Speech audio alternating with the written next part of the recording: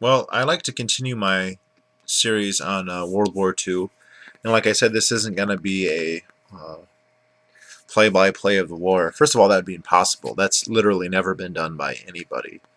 Um, there's a number of relatively definitive books that will cover one country's role in the war, and those can be literally hundreds of volumes long. The German government in the 1980s commissioned a work called Germany and the Second World War, which I believe is 10 volumes long, although several of the volumes are double volumes, and so it's probably actually more like 13 or 14 books long.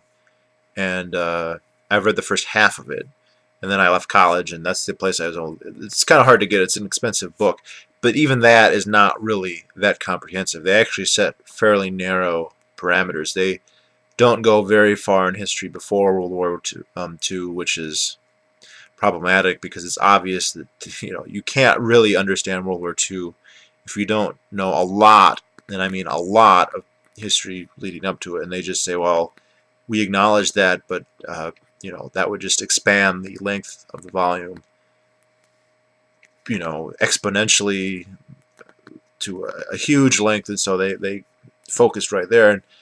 And I haven't seen them, but the United States and Russia both commissioned similar studies, although much earlier. There was a stigma with World War II in Germany, and so they didn't really get to it until the 80s.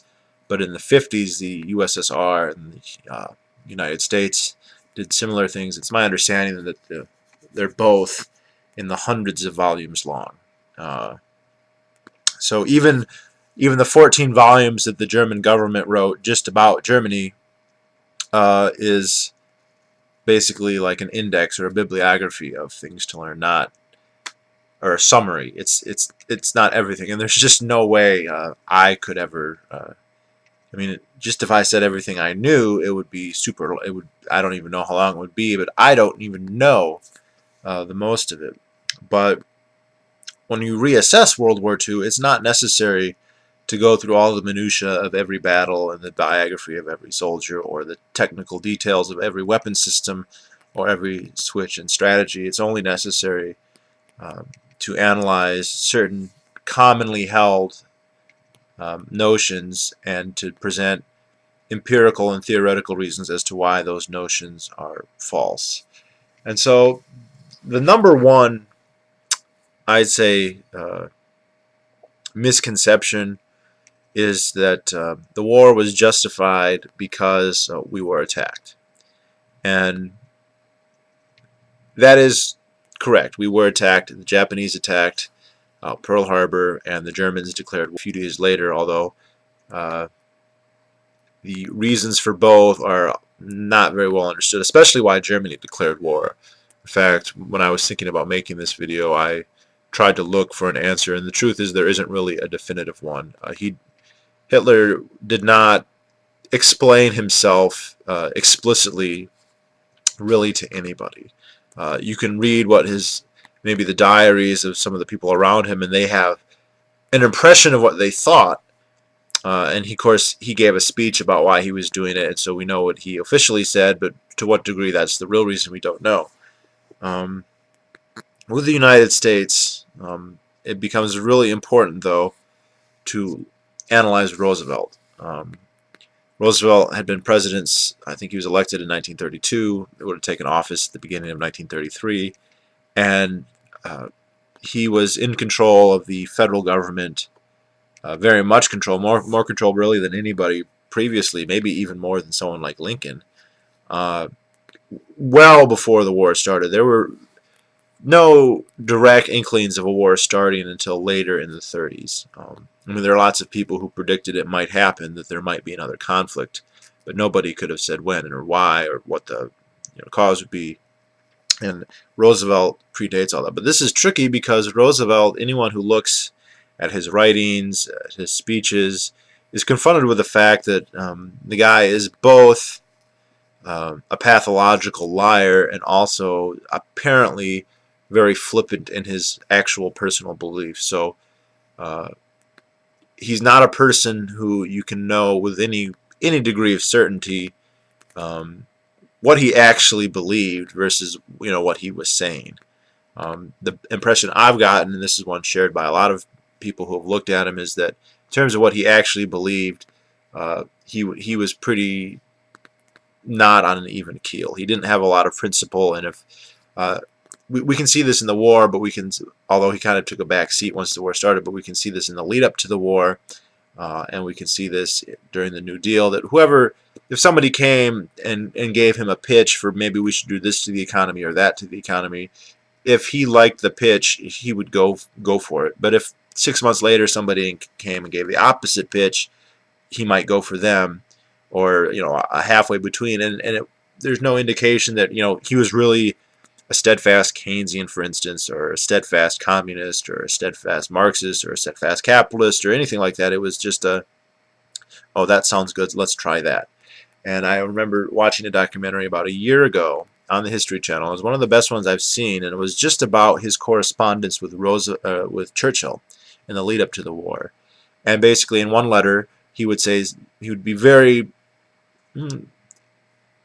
almost direct, if not strongly implying that yes, the United States is going to get involved, and we're waiting for the right time, but I'm going to try and make it happen. Of course, Churchill is consistently arguing why the United States should enter the war on the side of Britain, and just trying to bring that about. Every letter is about that, arguing in every way that he can.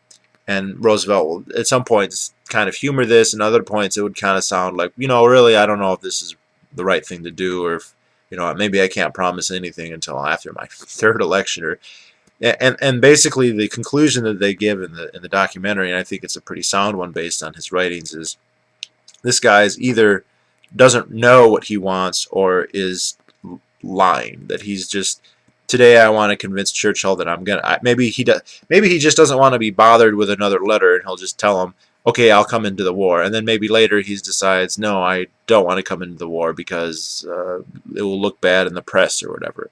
Maybe there'll be maybe Lindbergh gave a big speech, or maybe he was worried that the Republicans gained some power in a certain state, a swing state or something, and he was worried about that. But there's no indication that that he was honest. For one, he was a liar, and two, once you've established that somebody has so much deceit and is so untrustworthy, it's frankly impossible to know what they really think. But with some people who lie, at least we can kind of piece together some kind of consistent strategy in the background, that maybe they were pursuing some ideological premise, but with him you can't. And it seems like the only thing he really wanted was to be seen and revered as a powerful president. And this, of course, not unique. Lots of people have wanted to do this. I mean, there have been presidents who explicitly said, I want to be president, and they did everything in their power to become president, and they became president, but none to the ill effect that Roosevelt had. But I want to look at that a little bit more. It's curious to me because there was a change in American public opinion about world affairs that preceded World War II, especially in regards to Great Britain. Because obviously Great Britain was the nation that the United States seceded from, fought a revolutionary war against, and then kind of embarrassingly a couple of years later fought another war with the War of 1812, which is kind of like the forgotten war. No one really likes to remember. It was a stupid war. It was basically inconclusive in almost every conceivable way. There were things that happened. There were changes that occurred during it, but the Americans tended to see Great Britain as an abusive parent, not something to be not someone to be emulated, not somebody to support. And I mean, during the Napoleonic Wars, there was a lot of concern that the Americans might actually support the French, and there was a lot of drama around the turn of the century, going into the 19th century, where there were people in the United States who wanted the United States to side with France, and there are others who wanted to side with Great Britain. And of course, it's interesting because those were struggles. Those were hegemonic struggles for Europe. Uh, really very, very similar to Germany. I mean, 100 years later, Germany would be taking over Europe, but in the 1800s, Napoleonic France was taking over Europe, and indeed succeeded to a degree greater than the Germans ever did. I mean, Napoleon actually took Moscow, something that Hitler never did. And there were Americans at the time who thought, why aren't we getting involved? We're talking about the future of Europe here. We should be interested in this and we should take sides. And of course, there are people who wanted to take either sides. And although there were politicians who felt that way as well, fortunately for all of us, we didn't end up taking sides. I mean, we fought a war with Great Britain in 1812 during the Napoleonic era, but that wasn't to the benefit of France or anything. It was kind of a sideshow. But and I don't know anyone who's ever argued that, man, we Americans really screwed up our potential history by not intervening on one side or the other in the Napoleonic Wars. Um, in fact, it's not even considered a question as to, how no one says we didn't do ourselves any favors by not getting involved. And I honestly believe that's what the case would have been had we not gotten involved in World War I or World War II. And even as late as the Civil War, most Americans and American political establishment kind of looked at Great Britain as, like I said, an abusive parent, somebody not to be emulated or respected, or certainly not to be intractable allies with no matter what. But this started to change, and this changed in the late 19th century, and I'm not positive as to why. I see two main reasons. One was a social reason. We get the arising of heretofore unknown wealth in the United States. It's not unknown just in the United States, it's unknown in the history of the world. You have many, many people who are becoming not only wealthy, but extremely wealthy. There have been very wealthy people in the past. There are very wealthy people, say, during the American Revolution, but very few. And now we were seeing more and more and more. And the society as a whole was becoming the wealthiest society in the history of the world, and not just for the upper elite, but for everybody. Everybody was getting richer. Even the poor farmer who was struggling was actually doing better than his counterpart from several decades before, and certainly in world history. And I think what happened is, among this wealthy elite, there became kind of a competition to demonstrate status, to say who's the richest, and you'd build mansions, you'd have yachts, you'd spend you'd spend a lot of money. And I think one of the things that happened is a lot of these aristocrats, even though they weren't necessarily politically wealthy, but just financially wealthy, started to look to Europe and say, okay, how do I show off how wealthy I am? Well, I'll go on a 6-month vacation to Europe, or I'll build a castle that looks like a European castle, or I'll put on the accoutrements of the most elite people in Europe, who of course are the royalty. And so you get to a point where there's a lot of American elites who they're getting their kids educated in Europe. They're emulating the European aristocracy, especially the British aristocracy, who they were seen as the most powerful country in Europe. So yeah, there were elites in Poland and there were elites in Italy and in Spain, but since the English were the most powerful empire, then that's who you would more likely emulate. But also the French and the Germans. And so there was a social kind of acculturation that's real common in history. I mean, the Romans would emulate the Greeks and send their kids to get Greek educations, and they dress like Greeks, and they basically become Hellenized. And that's a real common phenomenon. And other societies did that to the Greeks, or the Carthaginians or the Phoenicians. The Phoenicians would go and land on a bit of land, and before you know it, all the surrounding societies would emulate them. And you see this in the United States. Now, this doesn't make a lot of sense to me, because the United States was basically better than England. It was richer, more prosperous, more free. But if your individual incentive as a rich person, if you want to show off, you have to find something to distinguish yourself. And if there's nothing to look at in the United States, certainly not the president. The president wasn't the richest person by far. The White House wasn't the most opulent place. You are going to look abroad and, you know, dress up like the Tsar, or dress up like the Queen of England, or go yachting with the Queen of England, or whatever, or maybe not the Queen, but one of the princes or something, or one of the lesser nobility. Um, but the other thing I see happening is the U.S. government wanted to grow, just like governments always do, and you got a type of nationalism.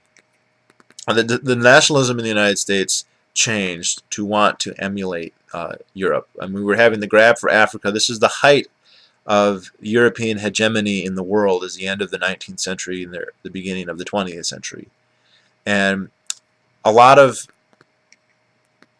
Americans, to their credit, were looking at it like, why should we care? We don't want to have a world empire. We don't want to go and have colonies in Africa and you know, the Pacific or in Asia. We don't care. We were sort of doing that with the Native Americans, but I don't think that the bad as that was, I don't think that the analogy is perfect, or that apt, really, at least in the broad sense. But there were people who were looking like, why don't we have a big navy? Why don't we go around showing off our might? And the kind of the epitome of this, although he was hardly the first, is Theodore Roosevelt. Ironically, FDR's, I think he's his second uncle or something like that, second cousin. He basically thought, we have wealth, we have industrial might, we should have a big navy, and we should use that. We should flex our muscles abroad, and he did. He did. I mean, the big example of this is the Spanish-American War, which happened before he was president, obviously, although he took an active role in it, and may have actually brought it about. There's some speculation about that. I guess he was the undersecretary of the Navy, and he basically ordered them to start a war at some level. I don't know how true any of that is, but I mean, the Spanish-American War is kind of like the first act of American imperialism, and it's very much an aping of European imperialism. If the Europeans can do it, we should do it as well. Although we were doing just great without emulating Europe. We were doing better than Europe. And I highly recommend the book by Robert Higgs, The Transformation of the American Economy, 1865 to 1914. Because in there he talks about how, you know, the industrial output and the wealth in Germany, France, and England was growing this whole period. It was growing a lot. And it started way ahead of the Americans, and yet Americans totally surpassed all of them. It grew so much that we not only surpassed the growth of any individual country in Europe, but the aggregate of all the countries in Europe. I mean, it's amazing. If France, Germany, and England can all grow by double digits, for the United States to grow so much to surpass all of them put together is amazing. And that was without aping them. That was without an empire. That was without us becoming Europe. We were better than Europe. But politicians love war, and they love to give. But the credit to that didn't go to the government. The credit to that was because of a market economy, because of a free market, because of entrepreneurs, because of the robber barons, for all the negative implications later assigned to them. And if you're a politician, you'd rather be able to say, well, the reason we're wealthy is because I built the Panama Canal, or I won a war against Spain, or whatever. And so you had these two tendencies to emulate the British and the Europeans generally for the elites and social class, and also just the tendency for governments to wish to aggrandize their own power, and at this point to look to Europe and to try and ape basically their imperialism. And during World War I, the start of World War I, it wasn't obvious that the Americans were going to get involved, or even if they did, that it would be on the side of the British. There were millions and millions of German Americans. There were still lots of people who thought, well, England, that's like if we have one enemy in the world, that would have to be England. They're the only country we've ever fought a war with, really, besides Mexico. And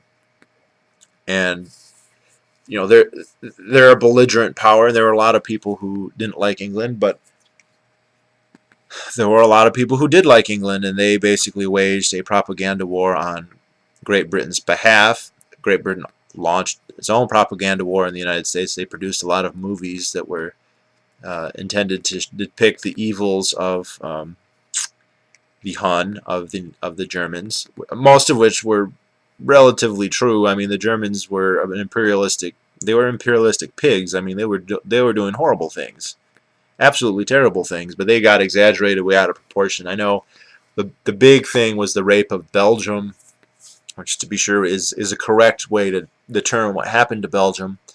I mean, not belligerent at all, but hey, it's the closest way to get to France, so sorry, Belgians.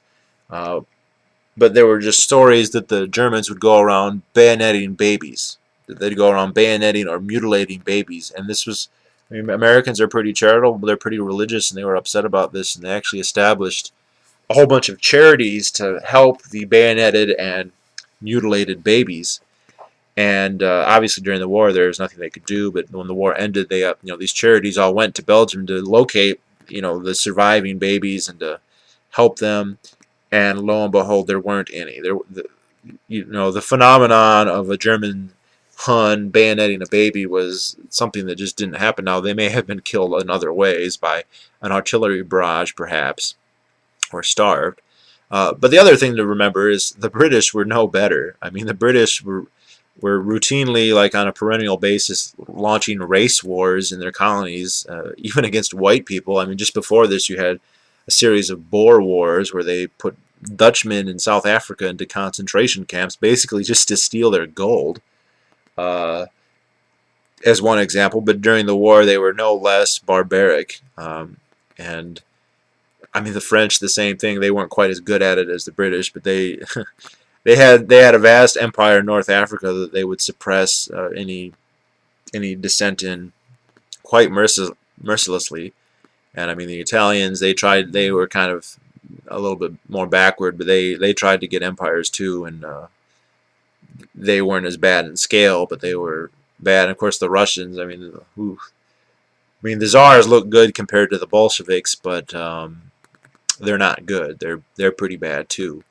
And so, I mean, we have all these monarchies. France was the only country that didn't have a monarchy. It had a totalitarian dictatorship of the proletariat, a socialist, nearly Marxist country with an empire. But all the other ones are monarchies, and I just look at that World War I as why should Americans care? We should have had the same reaction to World War I that we had to the Napoleonic Wars. Neither side is going to win. Like, even the side that nominally wins the victory doesn't mean they're going to turn all of Europe into a giant German state. Germany had actually conquered France before in 1871 during the Franco-Prussian War, and that didn't mean that France became part of Germany. They realized they don't have the power to occupy these places forever. They need to have some kind of arrangement with them. They didn't have the power.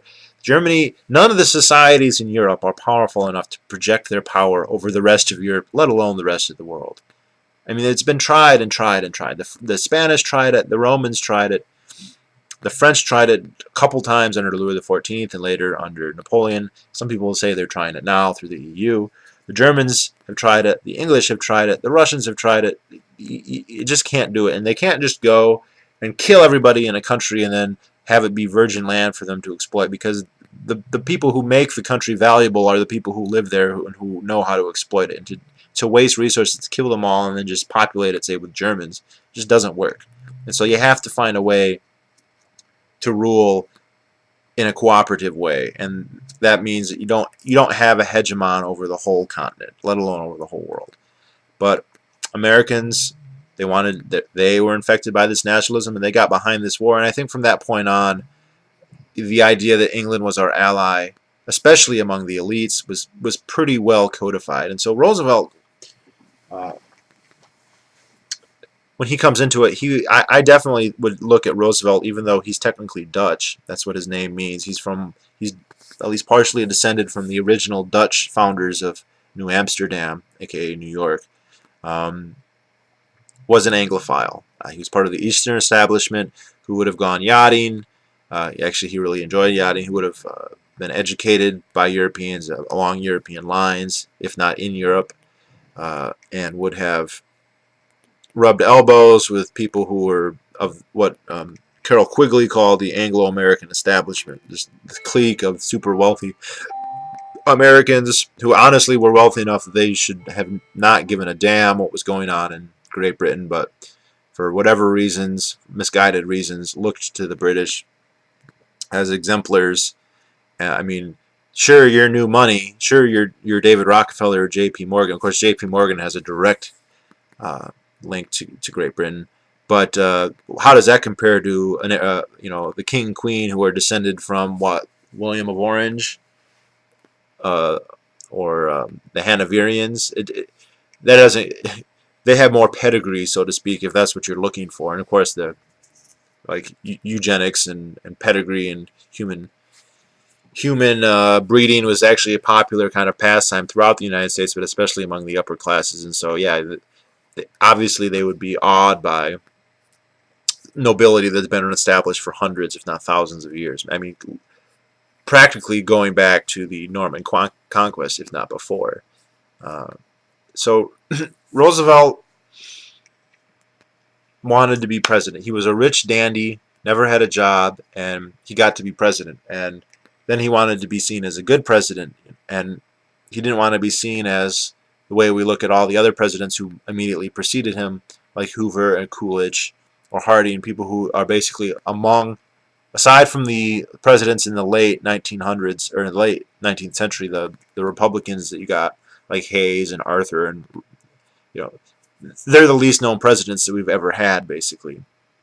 And he wanted to be a famous president, and with this depression that was caused by the government, by the way, by the Fed, he saw a chance to do that, and so he led a very vigorous campaign against the Depression, which was a disaster. It didn't work. It made the Depression worse and prolonged it. And that's a whole other series of videos. But what happened is,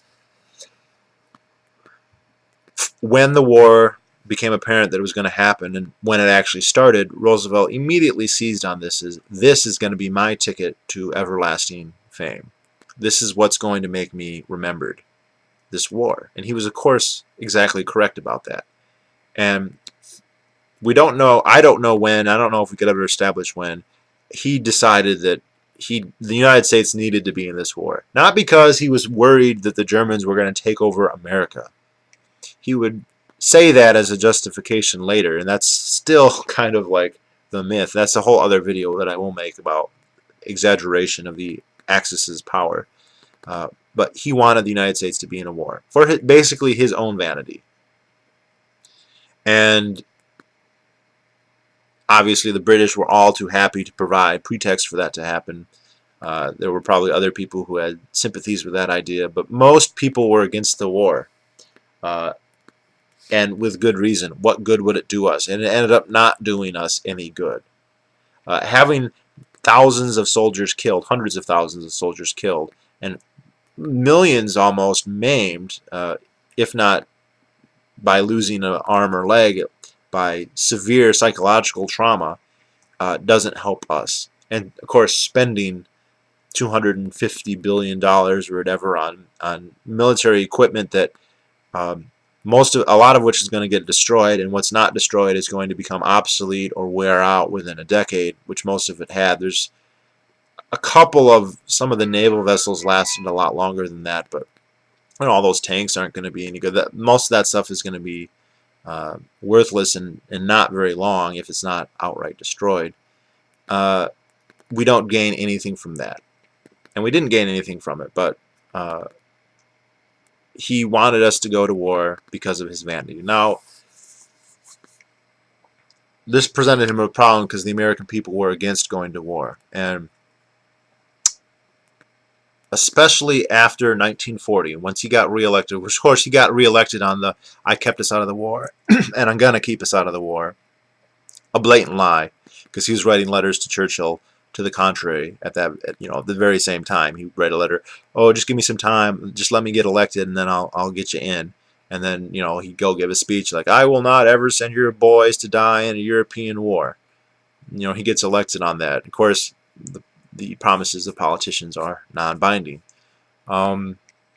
He did everything he could to provoke Germany. And this is the other thing, because the war in the Pacific actually started earlier. Japan annexed Manchuria in 1931, and then they had a larger scale invasion of China in 1937. And there were actually, I mean, America has a long history with China actually that's kind of been obliterated by the communists. But there were a lot of Americans, a lot of American missionaries in China, and there were a lot of Americans who felt strongly about what the Japanese were doing in China, strongly against it. And Roosevelt didn't care anything about that. He's an Anglophile. He cares about what's happening in Europe. He cares about what's happening in England. So he cares about Germany. And he did a number of things to attempt to provoke the Germans. One was Lend-Lease, to basically give military supplies and money to the British. Another, and which, I mean, that's to arm one side but not the other, is blatantly non-neutral. During World War I, actually, the British had a blockade, so the Germans weren't able to do large-scale trading with the United States, but it was legal up at least until 1916.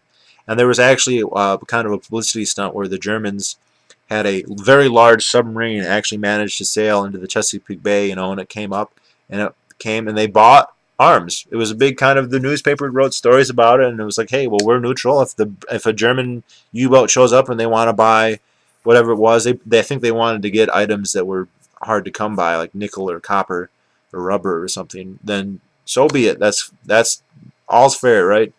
But here we have blatantly helping one side, arming one side, and then the United States started to militarily assist Great Britain in ancillary ways, such as after the fall of Denmark, the British were worried that Iceland, which was a Danish colony, would be occupied by the Germans, especially the German Navy. They were just terrified that they'd set up maybe Luftwaffe bases, maybe submarine bases. There are a lot of fjords in Iceland that cuts right across many of their trade routes in the North Atlantic, and so the British they just invaded Iceland. They didn't have to fight. There weren't any German troops there. There weren't any Dutch troops. There was no violence at all. They just occupied the country basically to prevent the Germans from doing so. And in 1940, Roosevelt said, well, we'll do that for you. We'll send our troops to Iceland, and then you can have your troops to fight the Germans elsewhere. I mean, this is just like, we'll guard your bases, and then you can have more troops to fight the Germans someplace else, which, of course, we did. And then they declared independence for Iceland. So that's how Iceland became its own country, by the way. Escaping Danish tyranny after years of oppression. It's a little hyperbole there, but yeah, there was a whole slur. And then Roosevelt started having the U.S. Navy, the Atlantic Fleet, basically hunt U-boats. They would guard transport ships, and they basically said, well, if you see a U-boat, to sink it. There were a number of actually minor engagements between U-boats and U.S. Navy vessels, and in fact, maybe minor is not the correct word, because I think at least one destroyer was sunk. I'm probably remembering this wrong, but it was interesting because even after that happened, I think Roosevelt was really hoping something like that would happen, and once it did, there'd be a clamor for war, and there wasn't. People were like, well, that sucks, but what do you expect to happen? We're helping the English. Why wouldn't we expect the Germans to, they can't just have their hands tied behind their backs as, we join in punching them. And he did other things, like he extended the international waters that start out, I think back then, like 10 miles off the coast. Now it's like 12. And at one point, Roosevelt said, well, our international waters go to the Azores, halfway across the Atlantic. If we see any German subs, that's an invasion. We'll sink them. And Hitler is not crazy, especially, I mean, later in the war, I think the stresses got to him. He started being a little bit more shaky. But at this point, he's riding pretty high, and he did a lot to try and not anger the Americans. They did not, they would curtail U-boat operations if they thought that they were going to provoke the Americans too much. And these blatant acts against neutrality, these very bellicose acts, were allowed to happen without any repercussions whatsoever. And basically, Germany was not going to bite. Germany wasn't going to get in a war voluntarily with the United States, and this prevented a problem with Roosevelt. This was a dilemma. But then Germany signed a treaty with Japan, the want to say the Tripartite Pact. I might be remembering that wrong, so please don't quote me on that. And basically, it was aimed at the United States. It said if Germany, if one of the signatories of the pact is attacked by a power, then the other countries who signed the pact will declare war on that. So, for instance, if the United States attacked Germany, then Japan would be obligated by the treaty, of course, who knows if they would actually honor it, to attack the United States. And from Hitler's point of view, this would be good because it would say, okay, America, don't get in a war with us, because if you get in a war with us, you'll have to also fight a war with Japan. But it kind of played into Roosevelt's hands, because he said, this is perfect. Now all I have to do is get in a war with Japan, and that will de facto be a war with Germany, which isn't exactly correct if you look at the language of the treaty. If Japan attacks the United States and is the belligerent, then Germany's not obligated to do the same, to reciprocate the declaration of war by Japan and declare war on the United States. But we know that Roosevelt thought this because within a day or two of the treaty being signed, he went to the Office of Naval Intelligence, the ONI, which some people say is the premier intelligence agency in the United States. It's not the CIA or the FBI or the NSA, it's the ONI. It's the oldest one, it's been around the longest. And I've heard it alleged, though I don't know that it's true, that that's the real intelligence agency in the United States. He went to ONI and he said, what will it take to provoke Japan into a war with us? And I forget his name, but they had somebody working for them in the Navy who had been a missionary in Japan, who'd grown up in Japan, and who understood their culture and their politics, better than your average guy in the Navy department. And he basically came up, I think, with an 8-point plan. This has been found in documents released from Freedom of Information Act. It's well documented, and he said, okay, we need to do these 10 or 8 provocations. These are things that if you do them will provoke the Japanese to assault you. And basically, Roosevelt began to implement all of these things. And they included things like moving the base from San Diego to Pearl Harbor, to build bases in the Philippines, submarine bases and air bases, which are already there. The Army had installations in the Philippines since the Spanish-American War, but to build those up, oil embargoes, treaties with China, a number of things, and all of them were implemented with the hope that this would provoke the Japanese. And basically, they succeeded. I'll try and put it in the description, but kind of my main source on this is a guy named Robert Stinnett. I think he's a good source. He's actually a veteran of the Pacific War. He supports the United States having been involved in World War II, but he wrote a book called Day of Deceit. It's about FDR and how the Navy code breakers had actually broken the Japanese codes prior to World War II starting, and they knew that an attack was going to happen. Very likely they knew that it was going to be Pearl Harbor, and they might have even known like the time it was going to happen. And FDR deliberately did not act on this. He knew an attack was going to happen and let it happen because he wanted there to be a backlash. He wanted December 8th to happen, which is when millions of Americans volunteered to join the Army, and just became like a holy war, and you went from 80 to 90% against a war to everybody wanting to be in a war for the duration. And there's considerable evidence that this is not just an Alex Jones conspiracy theory, but this is what Roosevelt actually wanted. There's also, actually, my first video, somebody posted, Liberty in Our Time, who just re-uploads stuff from the Mises Institute primarily. I mean, I don't know if he watches my video. I didn't think he was a sub, but he actually uploaded a lecture by John Denson, who is I think he's a former judge, but he has given lectures at the Mises Institute. I think I've heard all of them, but anyway, I'll put links to some interviews with Robert Stinnett. He is still alive, and he gives interviews every December 7th on Anti-War Radio from Scott Horton. But he has some better ones from maybe 2005, 2006, where he really goes into the details about the codes and who knew what, when. Which technically, if FDR knew that the Japanese were going to attack Pearl Harbor and did nothing, then that is actually technically treason.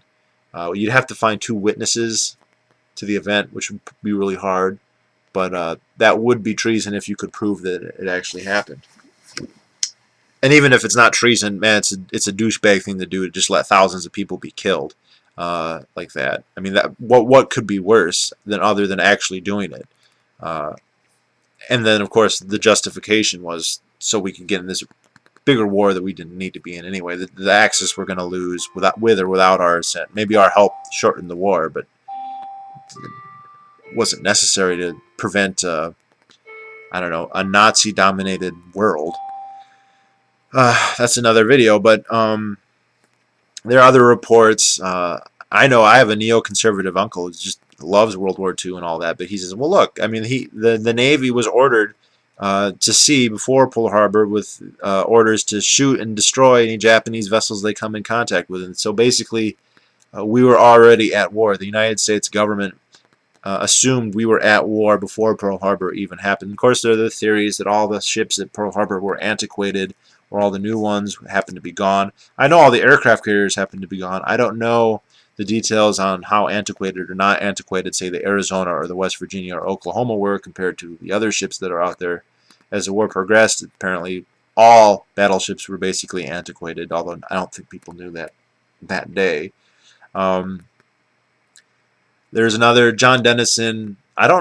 Anyway, Liberty in Our Time posted a video response, which he'd already uploaded, a lecture by Denson. I don't know if that's the one I'm thinking about. There might be one called Reassessing the Presidency, where Denson goes and relates a story of basically there are a couple eyewitnesses who actually heard FDR say that there would be an attack and to let it happen because he wanted to galvanize the American populace. There's a couple of people who say that.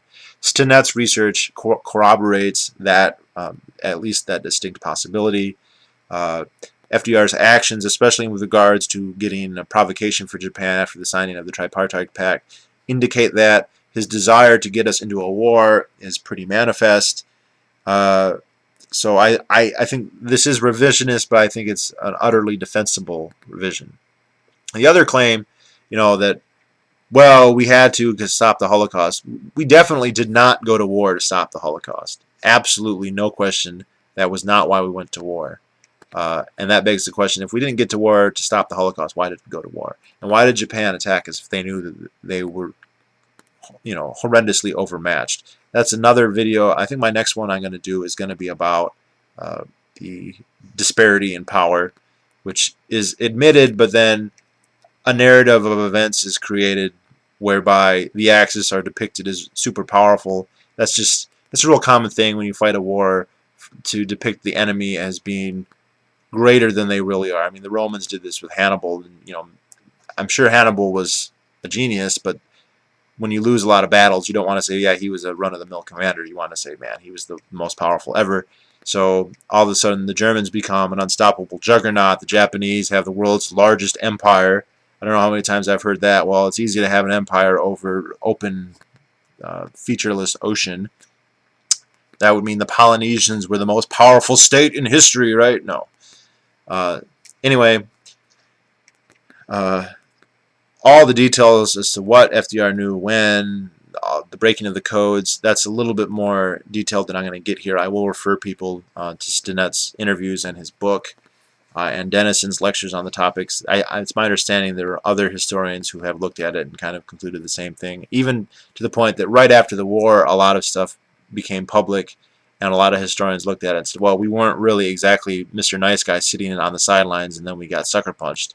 That our government knew a lot more than it let on at the time. A lot of this came out because Admiral Kimmel and General Short, the Navy and Army commanders on Hawaii, felt that they had been aggrieved, and there was litigation, and in their court-martial hearings, and even after they died, their families kind of pursued to figure out what happened, and slowly over years, through congressional testimony, a little bit of this stuff percolated to the surface, although never with the fanfare that the initial, every newspaper in the country probably for weeks on end, trumpeted this, and when later it came out that, well, we kind of knew, sort of, at least to some degree, that never, was big news. That's a moderately well-selling book on Amazon in the 90s. That's not front page news when it comes out. So the claims of our neutrality are exaggerated. It's not to say that the Japanese Empire wasn't evil or that the Germans weren't evil. Obviously they were,